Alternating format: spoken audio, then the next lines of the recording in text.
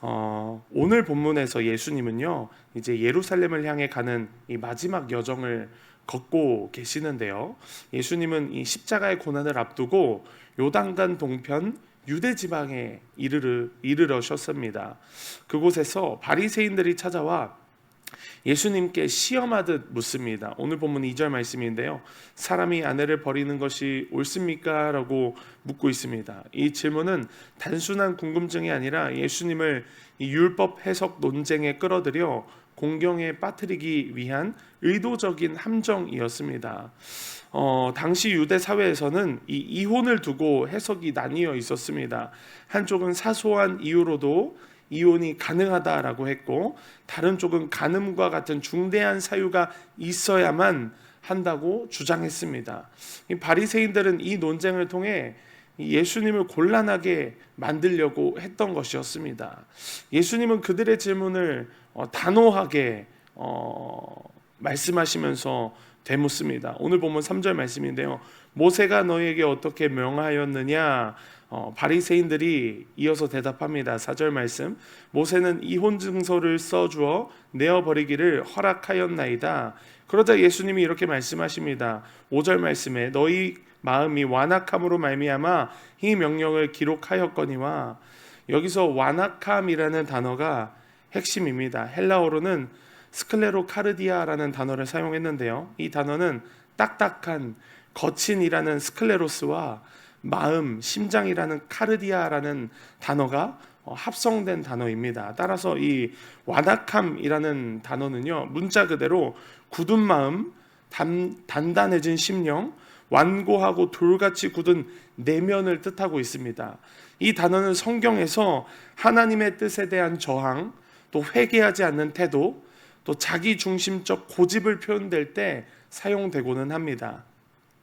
예수님은 지금 단순한 율법적 허용의 차원이 아니라 죄로 인해 굳어진 인간의 마음, 즉 언약을 쉽게 저버리는 죄성을 지적하고 계신 것입니다.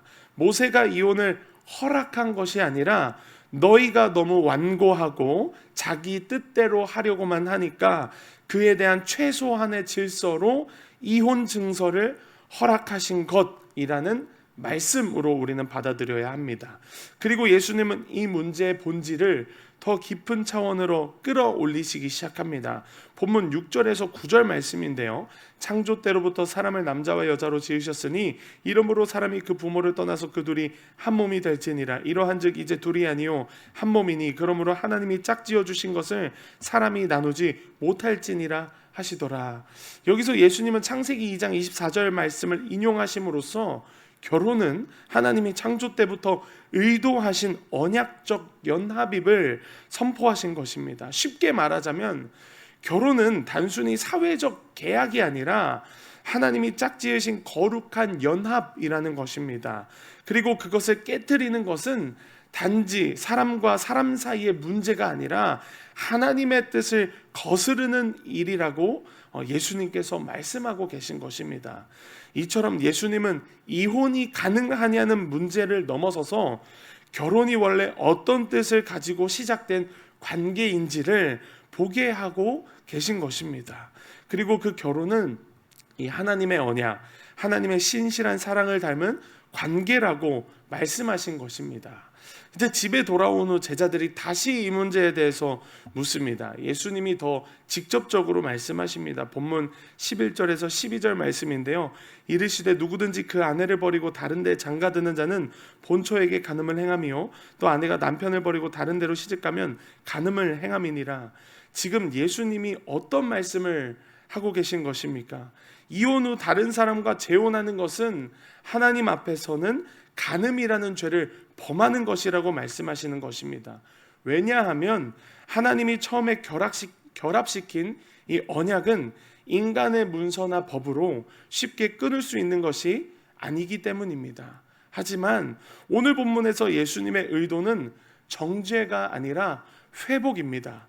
우리 안에 여전히 이 완악한 마음이, 굳은 마음이 있지는 않습니까?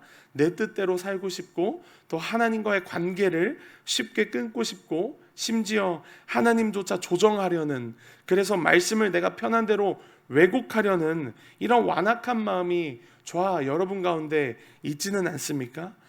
좀 말씀을 마무리하고 싶은데요. 여러분, 예수님은 오늘 우리에게 단지 이혼이 옳으냐 그르냐를 묻고 계신 것이 아니라 우리 마음 깊은 곳에 있는 완악함을 비추고 계신 것입니다.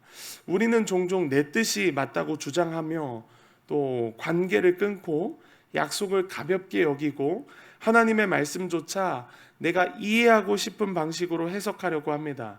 그러나 예수님은 그렇게 살아가는 우리들에게 오늘 본문을 통해서 말씀하십니다. 하나님이 짝지어 주신 것을 사람이 나누지 못할지니라.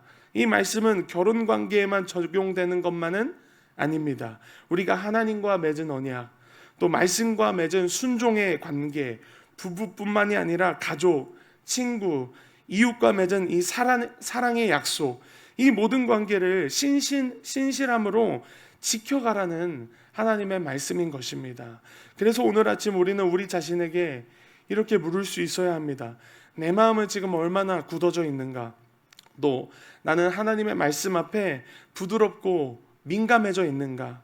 또 하나님이 짝지어 주신 사람과 관계들을 나는 어떻게 대하고 있는가? 이 말씀을 통해 내 마음속에 굳어져 있는 부분들을 하나님의 은혜로 부드럽게 변화될 수 있기를 간절히 축복합니다. 그러기 위해서는 여러분들 말씀 앞에, 관계 앞에, 하나님 앞에 다시 순종과 사랑으로 서는 결단이 오늘 우리에게 필요합니다. 그 은혜를 구하십시오. 우리의 힘과 능력으로는 할 수 없습니다. 성령 충만과 말씀에 대한 순종, 그리고 예수님처럼 사랑할 수 있는 은혜를 구하심으로 완악함이 아닌 부드러운 마음, 예수 그리스도의 마음을 품고 살아가는 저와 여러분들 되시기를 간절히 축복합니다.